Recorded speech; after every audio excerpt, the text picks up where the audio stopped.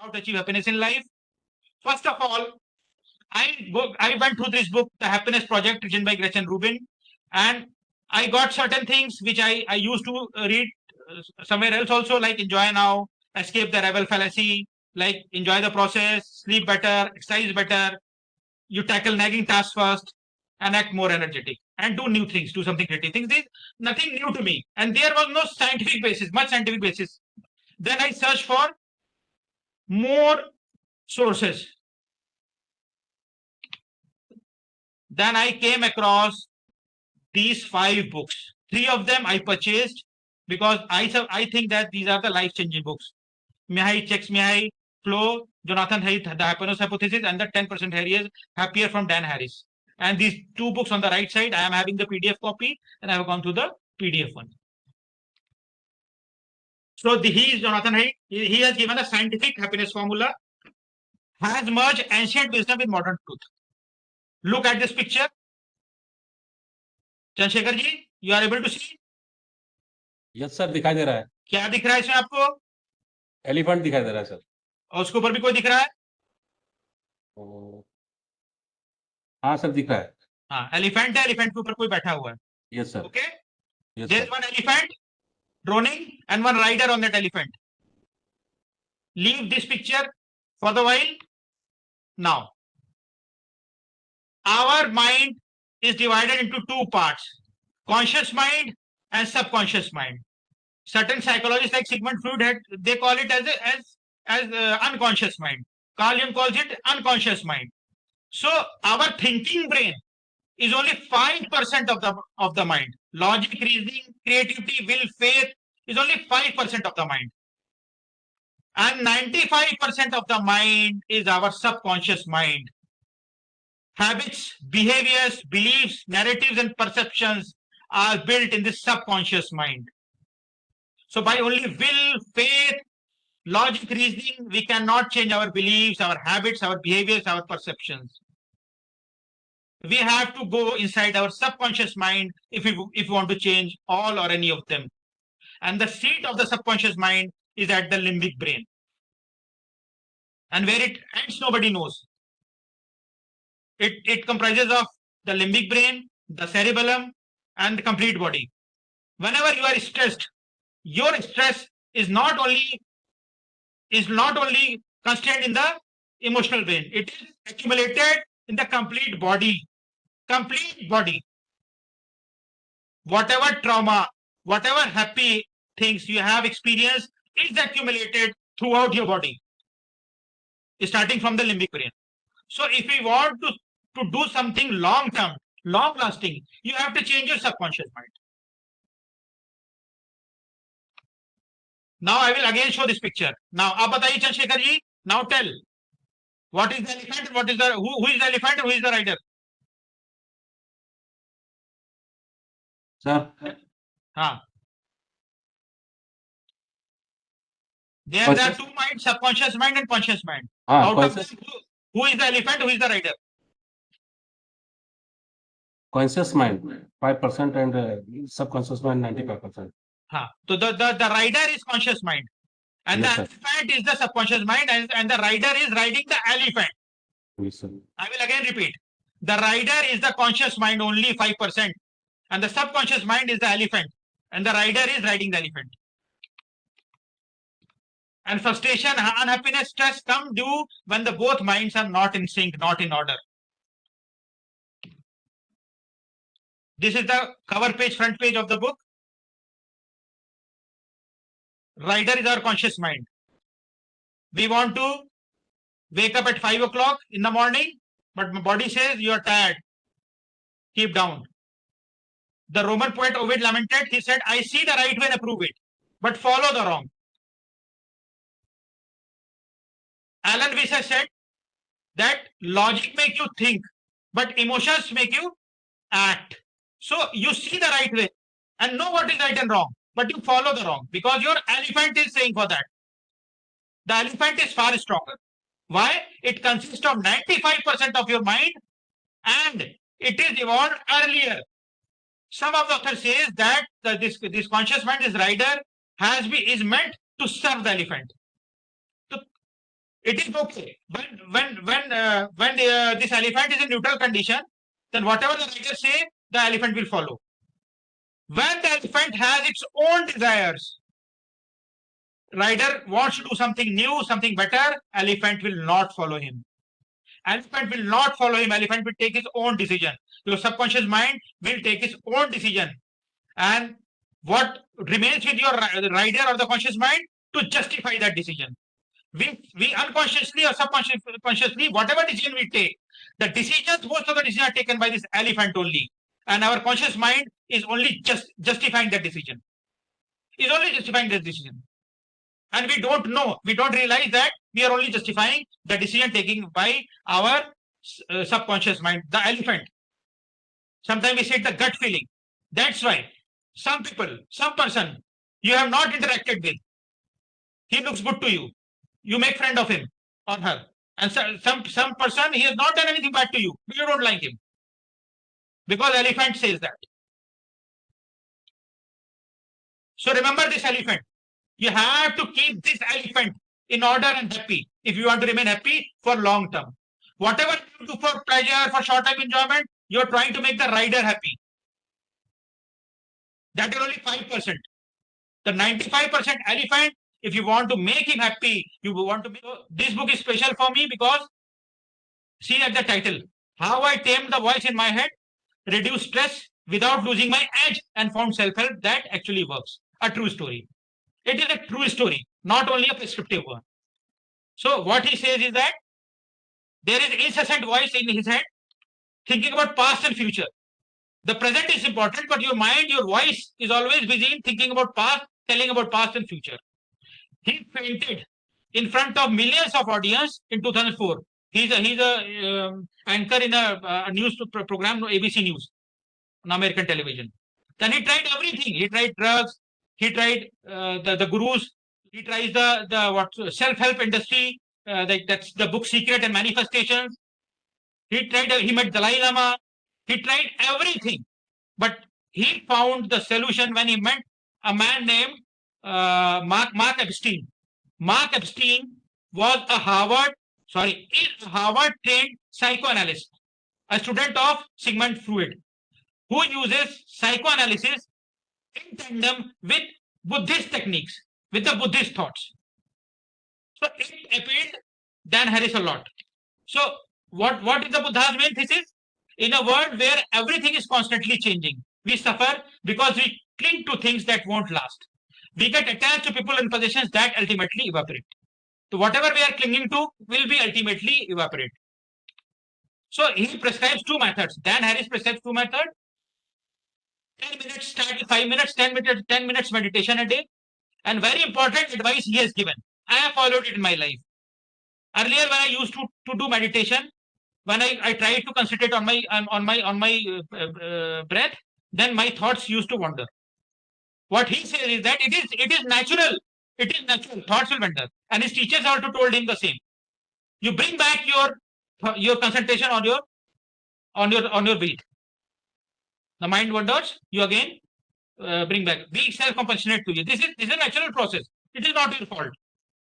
Whenever think of anything else, bring back to your breath. Think of anything else, bring back. Do this continuously for set a 10-minute timer. If you can't take out 10 minutes, set a 5 minutes timer. You don't need to clear your mind. You try to only bring your attention back to your breath over and over again. And the second prescription, this is a superpower. Don't respond. The left finger responding. Don't react, you respond. Don't instantaneously, because if you react, you act as per the orders of your amygdala. Your PFC has not activated till then. You take some time, 3 seconds, 4 seconds, 5 seconds, and then the PFC comes into action and your response is entirely different. So mindful is the ability to see what's happening in your head without getting carried by it. It creates a space between stimulus and response. So he prescribes a technique known as RAIN. You can follow it. RAIN is R is recognize, A is allow, I is investigate, N is non-identification. Allow that those thoughts, your feelings to come in. First you recognize which sort of thoughts are coming to you. It is anger, it is anxiety, you recognize it. then you allow it.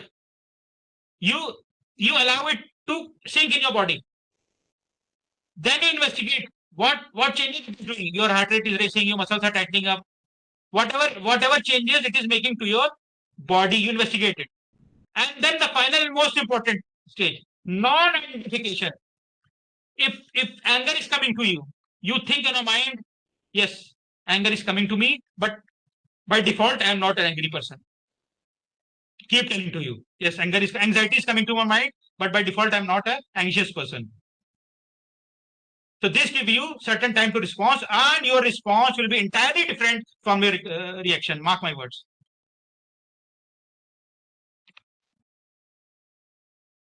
So this is the warrior's way to being 10% happier. He said that 10% happier is the indicative rise in happiness level for a beginner. His teachers say that if you keep on practicing these all things, you can become more happy.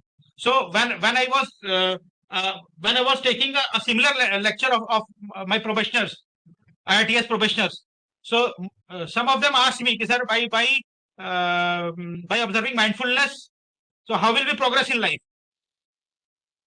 How will the country develop?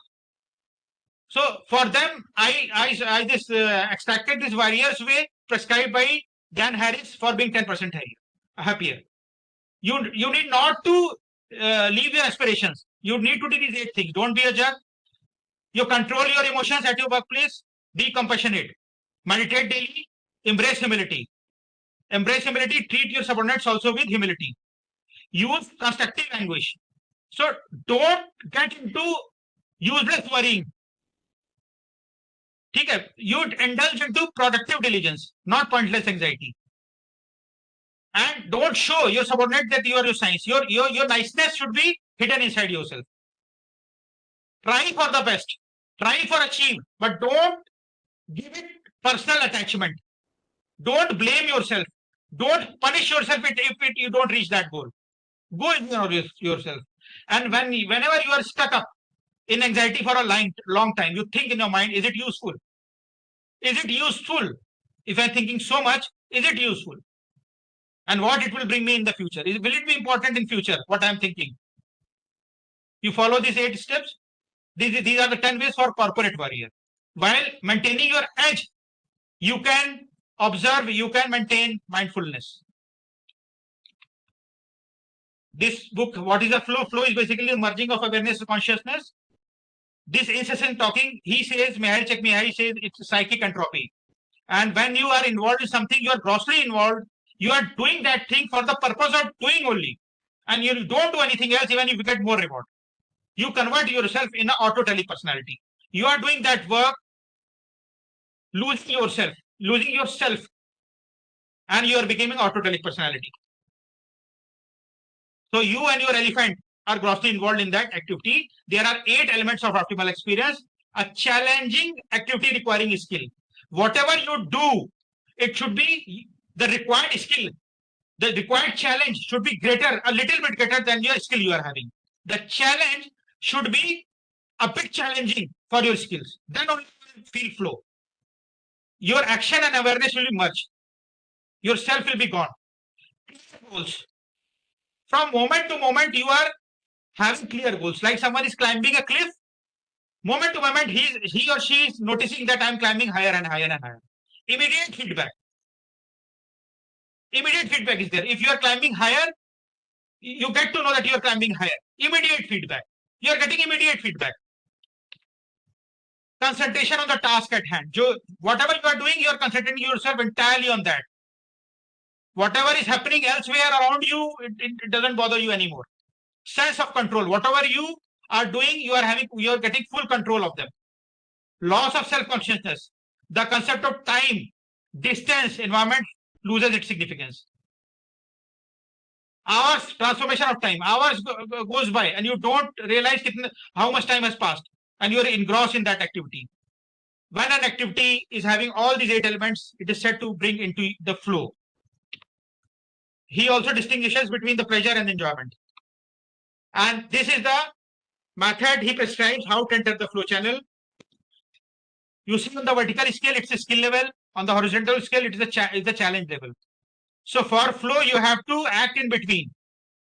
Your challenge level should be a bit higher than skill level. Then only this flow will occur. Whatever you choose the challenge a little bit more than skill level. If you go to play badminton, choose your opponent wisely. Choose an opponent which is a bit is having more skill than you, a bit more skill. If it is a bit high, if it is a higher skill, more higher skill, then again boredom will be there.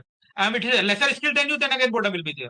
Likewise, if you select for a webinar that I have selected this topic for the webinar, this is not my baby. This is not my cup of tea. I am a specialist in real vehicle dynamics, but I wanted my challenge to be more than my skill levels, to be in the flow. Likewise, you want to gain or attain long-term happiness, you have to select your challenges more than your skill. And you continuously have to do this. Like when this webinar is over, I will try to create one more presentation on any such life skills type of thing. I will keep on challenging myself so that I can grow in the longer term. Flow leads to growth.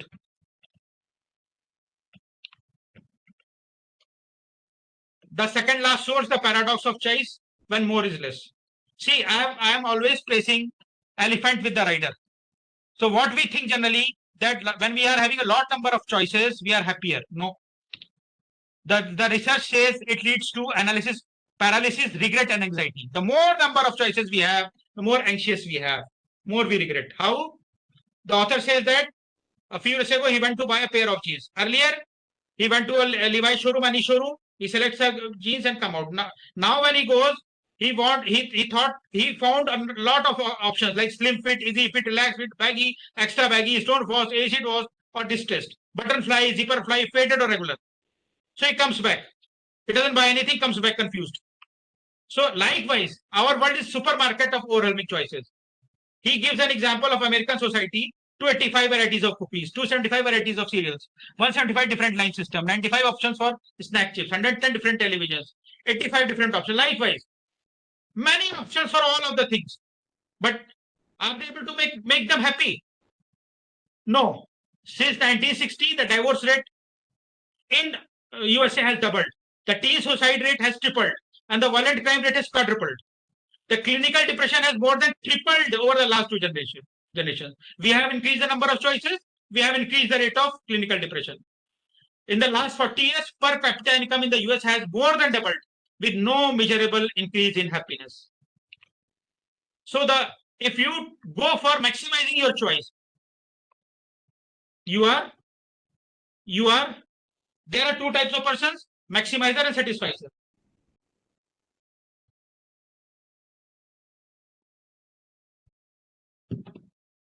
The maximizers are the people who want to extract most of the thing. So they check all the alternatives. All the alternatives. Suppose if a maximizer wants to purchase a G's, he will try to check and simulate all the options, all the alternatives. You can easily imagine how much energy he will waste. And the satisficer is who is satisfied with good enough. Suppose I am a satisficer and I am happy with a certain fit of jeans and I keep wearing it, give me that fit. It meets my requirement and I am happy. I will stop searching. Like many of us, when you want to look TV, when you want to watch TV, you keep on surfing the channels, trying to maximize your choice. Many of us still satisfied. We are having good service. We are satisfied in service. They still look for alternate options to be a maximizer. The author says, based on research, the happiness level of satisficer is much more. The optimism level of satisficer is much more. Life satisfaction level of satisficer is much more. But depression level is maximizer is much more. The choice is with you, whether you want to be a satisficer or a maximizer. But what you do with the energy that you saved in making these decisions, you put it in the decisions which matter for you.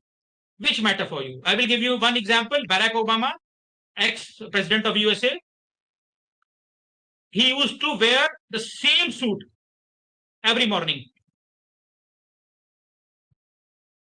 So he has preserved that amount of decision making. He used all decision-making energy into important decision for America. He used to wear same suit every day, so that he doesn't have to waste his energy in the morning to select the suit what he have to wear. Yeah. So the author finally prescribed the solution isn't perfect pair of jeans. It's the peace of mind that comes from knowing good enough is more than enough. And he also gives 4 examples. These 4 type of comparisons are there always in the life. What you have and what you want. This gap will always be there. What you have, what others have. This gap will always be there. What you have, your best experience. What was your best experience? This gap will always be there. What you have and what your expectations are. These gap will all. So understand. This is how you are wired. This is how you are designed. These gaps will always be there. It is up to you how to reduce this gap to be happy. No matter what action you take in this physical world, these gaps will always be there. So what you can do is, you can avoid social comparison and lower your expectation. You want to be happy, avoid social comparison. Don't compare with others. Because today you are comparing with someone, tomorrow you will compare with someone else. There is no end to it. Lower your expectations. Today you are looking for buying a new car, tomorrow you are looking for buying a new house. So lower your expectations if you want to be happy in the longer term. The last and final source, Daniel Gilbert's Stumbling on Happiness. So whenever we try to think about our future, we have certain flaws. We have illusions of foresight which we don't realize. First thing is that we are the only animal, we must be plus primates that think about the future. So there are 3 illusions of foresight. One is the realism. There are certain missing details which our mind fills it. Our conscious mind doesn't know, and he fills it with the details, missing details. The second is presentism. We project our current feelings into the future. Suppose we want to go for shopping grocery. If your this stomach is full, your tummy is full, you have eaten, you will purchase a small number of groceries. If you are hungry, you will purchase large number of groceries. Okay, so it depends upon your present feeling how you look for the future. And one more thing about realism is that when you imagine something in future, suppose you want, so you imagine that you are living in California in future. So when you imagine, you will imagine only the sunny beaches. You are taking sun bath on the beach, and you will not imagine all other things. Like you have to wash your clothes also, you have to do laundry also, you have to wash your utensils also. What other things? Other things you will not imagine. You will imagine only what you want to imagine. So certain details are missing in that imagination, and certain are misfilled into that imagination. You only think, when you think about future, you only think about why. You want to be more happy, you want to go to California. But how you will live in California, that you don't think in present. And the third more thing is rationalization. Our body, our brain has a unique psychological immune system design to help us cope with bad outcomes, making them less painful than we activate. When we imagine today, something seems to be very bad today, when we imagine it in future. But when it actually comes, that adversity actually comes, its effect will not that significant, and our body has a psychological immune system for that. And that is activated only when there is no other choice left to us. If there is any other choice, this system is not activated. And we keep on thinking, we keep on stressing ourselves. Once we decide, no, this is the decision I had made, then our body will automatically take into all the adverse effects or any positive effects of it. We have a psychological immune system inbuilt in us. So don't worry about the future much. Whatever happens in the future, our body has an inbuilt mechanism which will take care of that. So 5 perspectives, 1 journey. All from all the 5 sources. The happiness hypothesis says it provides the core model, the divided self of rider and elephant. Always keep in mind, whatever you are thinking, you are only a rider. Who finally decides is the elephant. Flow describes the optimal state when rider and elephant work in perfect harmony. Paradox of choice shows that the modern world can paralyze the rider with too many paths. 10% happier offers a practical path of meditation for the rider to better manage the elephant. And stumbling of happiness reveals the writer's map of the future is our imagination of the future is deeply flawed. Whatever I think about the future is deeply flawed. Always keep in your mind. So finally, what is the message gleaned from the happiness books? Happiness is a skill. Happiness is a way or a skill.